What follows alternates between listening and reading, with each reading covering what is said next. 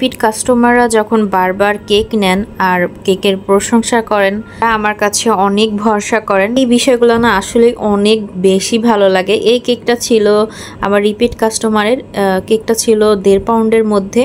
আমি অনেক time journey করে এসে এই কেকটা তৈরি করি, আর কেকটা অল্প সময়ের মধ্যেই তৈরি করে ফেলতে পারছি, কারণ এটা জাস্ট পিকচার ছিল, ওরকম কোনো ডিজাইন ছিল না। আর আমার কাছে এই থিমটা অনেক ভালো লাগছে।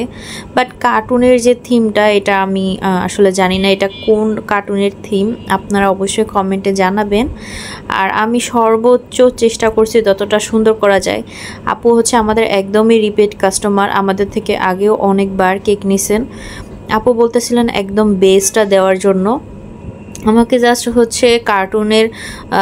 কার্টুনটার কথা বলে দেন যে এই থিমের হবে, আপনার মতো করে আপনি তৈরি করে দিন, আপনার উপরেই আমার ভরসা আছে। তো আসলে এই জিনিসটা বলা পরে আসলে মানে নিজের মধ্যেও না একটা টেনশন কাজ করে যে আমার উপরে এতটা ভরসা করছে, আবার যদি ভালো না হয় তখন আসলে আমার নিজের কাছেও অনেক বেশি খারাপ লাগবে। আর আপু আমাকে বলছিলেন একদমই যেন আমি তেমন একটা কালার ইউজ না করি। আর এখানে যে থিমটা ছিল একদমই কালার না দিলেও ভালো লাগতো না, এই কারণে আমি যত সাধ্য কম কালার দিয়ে কাজ করা যায় আমি চেষ্টা করছি ওইভাবে কাজ করার জন্য। তো এইখানে যে ঘাসগুলা দিছি এগুলা কিন্তু আর একটু ডার্ক কালার হলে আরও বেশি ভালো লাগতো, কিন্তু যেহেতু আপু বলছিলেন যে একদমই যেন আমি হালকা কালার দিয়ে কাজ করি, এর কারণে আমি আসলে ডার্ক কালারগুলো দিতে পারিনি।